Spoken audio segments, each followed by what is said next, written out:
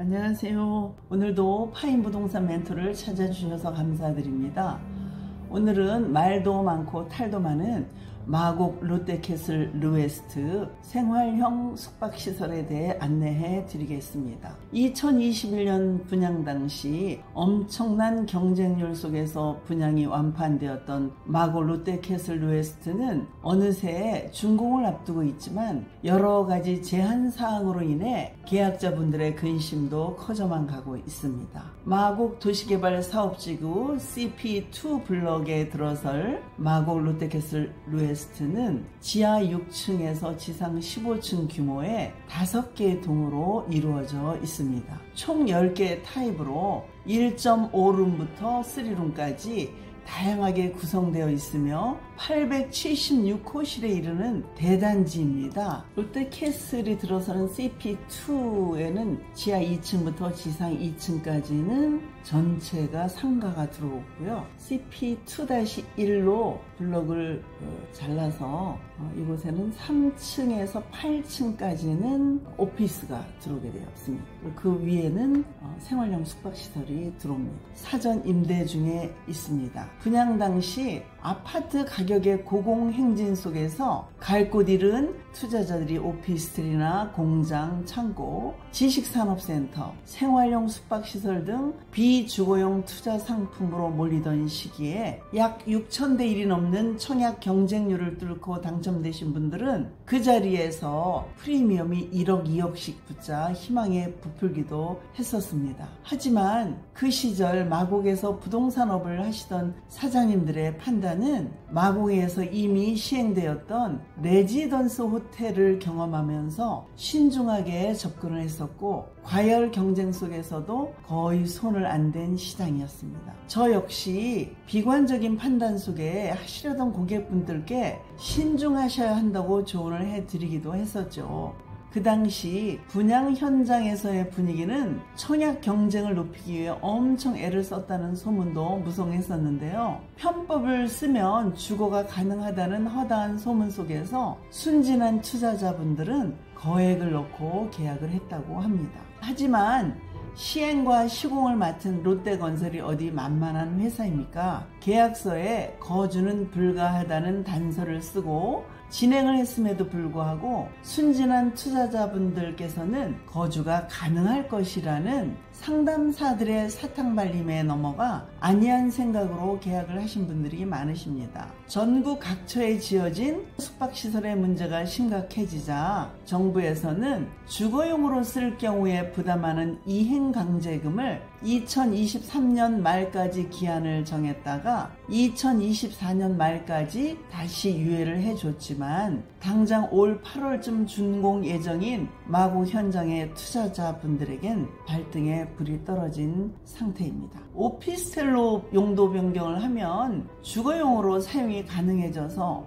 약간의 숨통이 트이겠지만 준공 전이라 계약자의 100%가 동의를 해야 하고 제한사항도 많아 용도 변경도 쉽지 않은 가운데 약 1%의 계약자분들이 아직 미동의 상태라 더더욱 쉽지 않은 일입니다. 오피스텔로의 용도 변경이 어려운 이유가 주차 문제 등 생숙과 오피스텔의 적용 법규가 많이 달라서 매우 어렵다고 합니다. 전체 물량 중 용도 변경에 성공한 사례는 약 1%에 가깝다고 하니 그야말로 산 넘어 산입니다. 게다가 예전에는 주거용 아파트보다 더 높은 비율로 담보대출이 가능한 시기도 있었지만 지금은 은행권에서도 생숙은 기피 상품으로 인식되어 담보 비율도 30-40% 정도밖에 안 해준다고 하니 투자자분들의 속이 타들어만 갑니다. 실거주 목적으로 분양받으신 분도 많으신 걸로 알고 있는데요. 생활형 숙박시설은 일명 레지던스 호텔로 불리기도 하는데요. 호텔처럼 경영하지만 내부 구조는 아파트랑 똑같이 생겨서 집처럼 지낼 수 있는 내부 환경이 큰 장점이지만 여러 가지 제약 때문에 계약자분들은 발을 동동 구르고 계십니다. 생활형 숙박시설은 30호실 묶어서 숙박업으로 운영을 하거나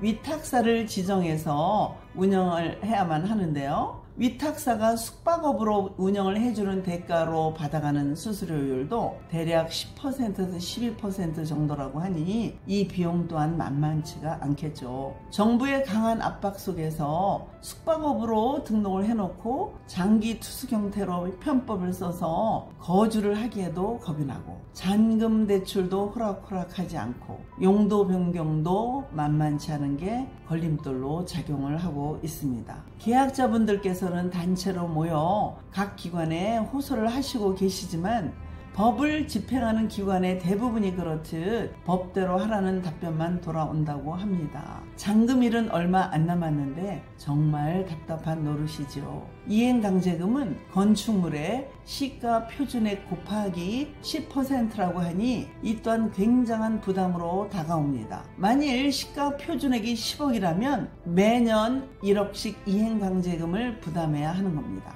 원래 도시개발공사에서 마곡 마이스 산업단지를 개발하면서 토지 매각이 순조롭지 않자 계획에도 없던 대규모 숙박시설을 끼워 넣어 개발을 해서 전문가들의 반발도 꽤 많았던 걸로 아는데요. 어쨌거나 다른 마이스 산업단지에 비해 마곡이 규모가 상대적으로 작은 편이라고 하는군요. 하지만 이미 엎질러진 물을 다시 주워 담을 수는 없겠지만 잘 해결되었으면 좋겠습니다. 요즘 계약자분들께서 모여 날마다 대책회의를 하시면서 현재 강서구청과도 긴밀하게 협의를 하고 있는 걸로 알고 있는데요. 오피스텔로의 용도 변경이라도 잘 해결되기만 바랄 뿐입니다. 가뜩이나 인근 도시에 비해 너무 저평가되어 있는 마곡 상가 사무실을 보면서 마음이 많이 아픈데요. 게다가 계약금을 포기하고 환급받은 부가세를 반납해 드리는 조건을 내세워도 매수 의뢰가 매우 적은 현 시점입니다. 하지만 마곡 입주 초기 마이너스 프리미엄 물량이 한꺼번에 쏟아질 때 좋은 매물을 줍줍하셨던 많은 분들이 몇 년이 지난 지금은 한숨을 돌리고 계신 것을 보면서 힘을 내시라고 격려해 드리고 싶습니다. 그리고 마이스 산업단지 중에서 CP3-1에 시니어스 타운만 제외하고는 올해 안에 거의 동시에 준공이 될 텐데요.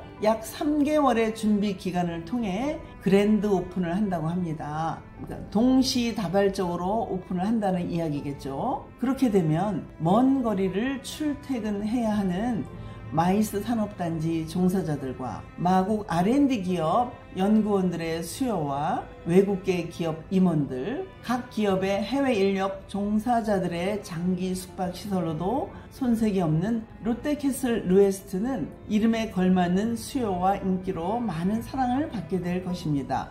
김포공항과 인천공항을 통해 드나드는 외국인들이 필수 코스로 다녀가게 될 마이스 산업단지와 서울 보타닉공원은 서울 서부권에서 또 하나의 관광 명소가 될 것으로 보입니다. 대한민국 대형 건물 중에서도 순위권 안에 드는 마이스 산업단지의 흡입력은 대단할 것으로 기대하고 있는데요. 앞으로 좋은 일만 생길 것 같으니까 투자자분들께서는 힘을 내시길 바랍니다. 마음은 아프지만 혹여 꼭 파셔야 할 상황에 계신 분은 파인부동산 멘토로 연락 주시면 성심성의껏 안내해 드리겠습니다. 저 또한 마곡 투자자로서 지금은 고통의 시간을 견디고 있지만 머지않아 좋은 일이 있기를 바라면서 오늘도 힘내면서 견디고 있답니다. 여러분, 마곡만한 투자처가 주변 어디에 또 있겠습니까? 힘내시고 꼭 승리하시길 기원합니다. 오늘도 시청해 주셔서 감사드립니다. 좋은 날 되세요.